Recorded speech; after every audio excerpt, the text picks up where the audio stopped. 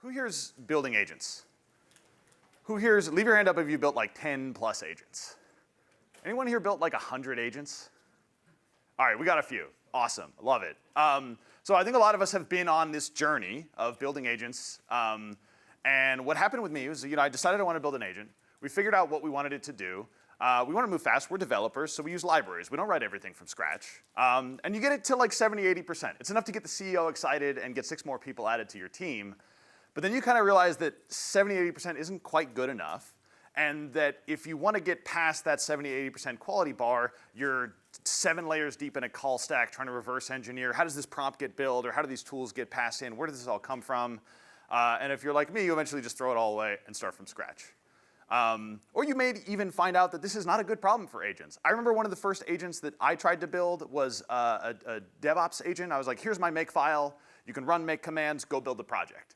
Couldn't figure it out. Did all the things in the wrong order. I'm like, cool, let's fix the prompt. And over the next 2 hours, I had more and more detail about what everything was and every single step and until I got to the point where I was like, this is the exact order to run the build steps. It was a cool exercise, but at the end of it, I was like, I could have written the bash script to do this in about 90 seconds. Not every problem needs an agent. And so I've been on this journey. I think a lot of you have been on similar journeys.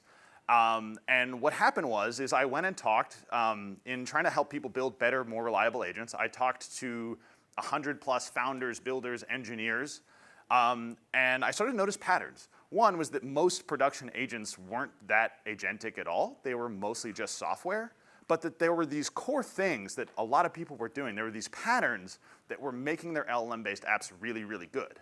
And none of them were doing kind of a greenfield rewrite. Rather, they were taking these small modular concepts that didn't have names and didn't have definitions, and they were applying them to their existing code. And what's really cool about this, I don't think you need an AI background to do this. This is software engineering 101. Well, probably not 101. But just like Heroku needed to define what it meant to build cloud, we didn't even call them cloud native back then. But this was how you built applications that could run in the cloud 10 years ago. I decided to put together what I thought would be the 12 factors of AI agents from everything that I've seen working in the field. So we put up this GitHub repo. You can go read it. Turns out a lot of other people agreed and felt the same thing. So we were on the front page of Hacker News all day, 200K impressions on social. I'm just going to put this one up and no comment. And just for context, we got to like 4,000 stars in like a month or two. There's 14 active contributors. It's very easy to read that thing and hear the talk and say like, oh, we're here, this is the anti-framework talk. I am not here to bash frameworks. I would think of this as much as anything as a wish list, a list of feature requests. Is how can we make frameworks serve the needs of really good builders who need a really high reliability and want to move fast still? So what am I here to do? I want you to kind of forget everything you know about agents and kind of rethink from first principles how we can apply everything we've learned from software engineering to the practice of building really reliable agents. So we're going to mix the order up a little bit. If you want all 12 factors in order, that's a 30-minute talk, so we're going to bundle some stuff together. There will be a QR code at the end. You can go dig through it at your leisure.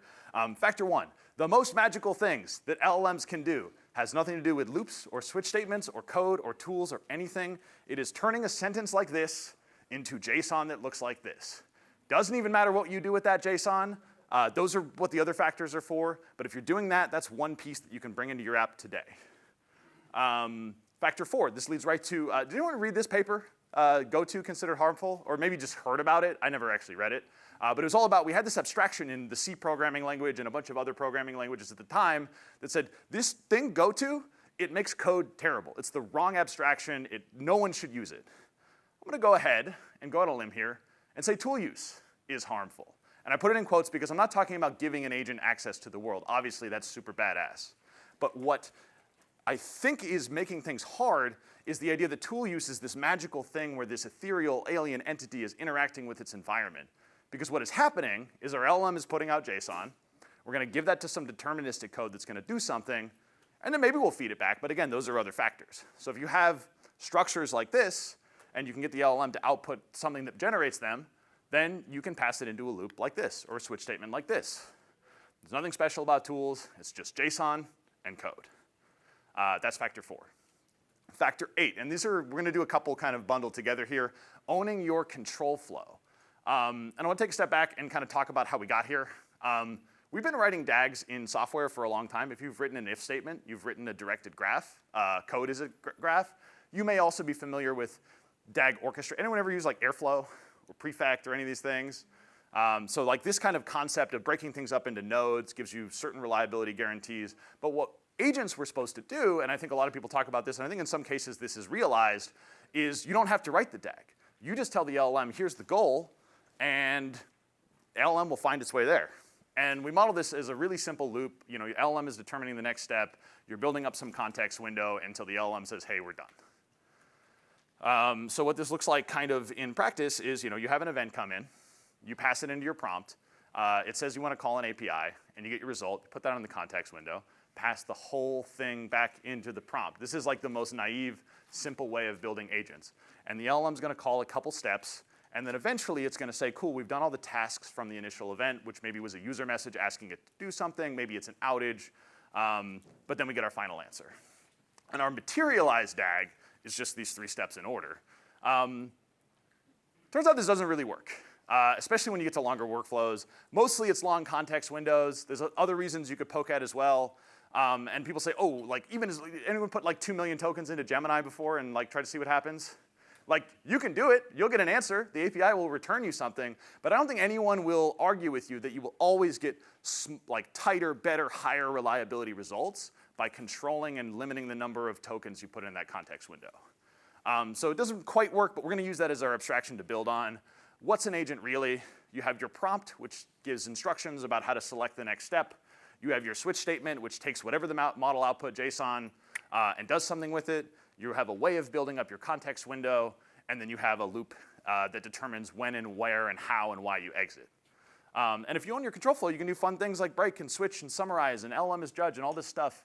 And this leads right into kind of how we manage execution state and business state of our agents. A lot of tools will give you things like current step, next step, retry counts, all these like DAG orchestrators. They all have this kind of concepts in them. But you also have your business state. What are the messages that have happened? What data are we displaying to the user? What things are we waiting on approval for? And we want to be able to launch, pause, resume these things like we do for any standard APIs. This is all just software. And so if you can put your agent behind a REST API or an MCP server and manage that loop in such a way that normal request comes in and we load that context window to the LLM, we're going to allow our agent to call long-running tool. So we can interrupt the workflow, serialize that context window straight into a database, because we own the context window. We'll get into that. And then when we launch the workflow, eventually it's going to call back with that state ID and the result. We use the state ID to load the state back out of the database, and then we can append the result to the program and then send it right back into the LLM. The agent doesn't even know that things happen in the background. Agents are just software, so let's build software. And building really good ones requires a lot of flexibility. And so you really want to own that inner loop of how all that stuff is fitting together. That's unifying. That's pause and resume. Factor 2, this one is I think most people find first, is like you really want to own your prompts. There's some good abstractions that if you don't want to spend a lot of time handwriting a prompt, you can put stuff in and you'll get out a really good set of primitives and a really good prompt. Like this will make you a banger prompt that like you would have to go to prompt school for like 3 months to build a prompt this good. But eventually, if you want to get past some quality bar, you're going to end up writing every single token by hand. Because LLMs are pure functions, and the only thing that determines the reliability of your agent is how good of tokens can you get out. And the only thing that determines the tokens you get out, other than like retraining your own model and something like that, is being really careful about what tokens you put in. I don't know what's better. I don't know how you want to build your prompt, but I know the more things you can try, and the more knobs you can test, and the more things you can evaluate, the more likely you are to find something really, really good. Owning your prompts. You also want to own how you build your context window. So you can do the standard OpenAI messages format, or in this moment where you're telling the LLM, pick the next step, your only job is to tell it what's happened so far. You can put all that information however you want into a single user message and ask, hey, what's happening next? Or put in the system message. So you can model your event state, your thread model, however you want, and stringify it however you want. And some of the traces that we use in some of the agents we build internally, I'll get into that in a sec, might look like this. But if you're not looking at every single token, and if you're not optimizing the density and the clarity of the way that you're passing information to an LLM, you might be missing out on upside and quality. So LLMs are pure functions, token in, tokens out, and everything in making agents good is context engineering. So you have your prompt, you have your memory, you have your RAG, you have your history structure. It's all just how do we get the right tokens into the model so it gives us a really good answer and solves the user's problem. Solves my problem mostly. I don't know what's better, but I know you want to try everything. So that's on your context building. This one's a little controversial. That's why it's a standalone factor, and the way you make it good is by integrating it with other factors. But you could, when the model screws up and it calls an API wrong or it calls an API that's down, you could take the tool call that it made and grab the error that was associated with it, put that on the context window, and have it try again. Anyone ever had a bad time with this? Seen like this thing just like kind of spin out and like go crazy and lose context and just get stuck? That's why you need to own your context window. Don't just blindly put things on. If you have errors and then you get a valid tool call, clear all the pending errors out. Summarize them. Don't put the whole stack trace on your context. Figure out what you want to tell the model so you get better results. Contacting humans with tools, this one's a little subtle, but this is just like what I've seen in the wild. Almost everybody is like avoiding this very important choice at the very beginning of output where you're deciding between tool call and message to the human. If you can push that emphasis to a natural language token, you can, one, give the model different ways. You can be, I'm done, or I need clarification, or I need to talk to a manager, or whatever it is. And two, you push the intent on that first token generation and the sampling to something that is natural language that the model understands. So your traces might look like this if you're pulling in human input here. This lets you build outer loop agents. I'm not going to talk about this. If you go on the site, there's a link to this post. I've written a lot about this. I don't know what's better, but you should probably try everything. That's contacting humans with tools. It goes right along with trigger things from anywhere and meet users exactly where they are. People don't want to have 7 tabs open of different ChatGPT style agents. Just let people email with the agents you're building. Let them Slack with the agents you're building. Discord, SMS, whatever it is. We see this taking off all over the place. And you should have small focused agents. So we talked about this structure and why it doesn't really work. So what does work? The things that people are doing that work really well are micro agents. So you still have a mostly deterministic DAG, and you have these very small agent loops with like 3 to 10 steps. We do this at HumanLayer. We have a bot that manages our deployments. Most of our deploy pipeline is deterministic CI/CD code. But when we get to the point where the GitHub PR is merged and the tests are passing on development, we send it to a model. We say, get this thing deployed. It says, cool, I'm going to deploy the front end. And then you can send that to a human. A human says, actually, no, do the back end first. This is taking natural language and turning it into JSON that is the next step in our workflow. Back end gets proposed, that gets approved, it gets deployed. Then the agent knows, okay, I have to go back and deploy the front end. Once that's all done and it's successful, we go right back out into deterministic code. So now we're going to run the end-to-end test against prod if it's done. Otherwise, we hand it back to a little rollback agent that is very similar on the inside. I'm not going to go into it, but here's it working in our Slack channel. Yeah, 100 tools, 20 steps, easy, manageable context, clear responsibilities. A lot of people say, what if LLMs do keep getting smarter? What if I can put 2 million tokens in and it can do it? And I think we very much will see something like this, where you start with a mostly deterministic workflow, and you start sprinkling LLMs into your code, into your backend, into your logic. Over time, the LLMs are able to do bigger, more complex tasks until this whole API endpoint or pipeline or whatever it is just run by an agent. That's great. But you still want to know how to engineer these things to get the best quality. This is someone from Notebook LM, and it's basically their take, and I think they did this well, is find something that is right at the boundary of what the model can do reliably, like that it can't get right all the time. And if you can figure out how to get it right reliably anyways, because you've engineered reliability into your system, then you will have created something magical, and you will have created something that's better than what everybody else is building. So that's small focused agents. There's a meme here about stateless reducers. I guess someone actually tweeted at me, it's not a reducer, it's a transducer, because there's multiple steps. But basically, agents should be stateless. You should own the state, manage it however you want. So we're all still finding the right abstractions. There's a couple blog posts I link in the paper. Frameworks versus libraries. There's a really old one from RubyConf about like, do we want duplication, or do we want to try to figure out these abstractions? If you want to make a 12-factor agent, we are working on something called Create 12-Factor Agent, because I believe that what agents need is not Bootstrap. You don't need a wrapper around an internal thing. You need something more like ShadCN, which is like scaffolded out, and then I'll own it, and I'll own the code, and I'm okay with that. So in summary, agents are software. You all can build software. Anyone ever written a switch statement before? While loop? Yeah, okay, so we can do this stuff.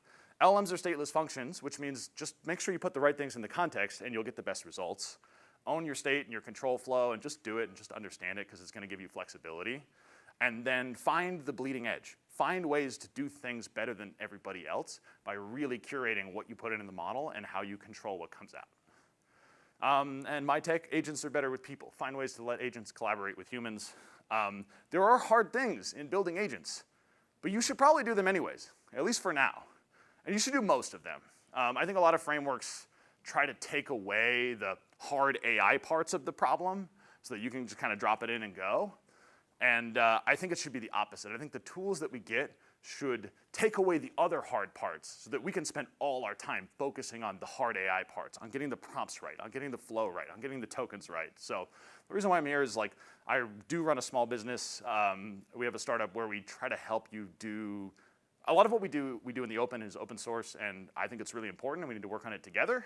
There's some other things that are hard but not that important and not that interesting, so that's what we're solving at HumanLayer. Working on something called the A2H protocol. Come find me if you want to talk about this, but this is a way to get like consolidation around how agents can contact humans. But mostly I just love automating things. I've built tons and tons of agents internally for my personal stuff, for finding apartments, for all kinds of internal business stuff we do at HumanLayer. So thank you all for watching. Let's go build something. I'll see you in the hallway track. I'd love to chat if you want to riff on agents or building or control flow or any of this stuff. That's 12-factor agents.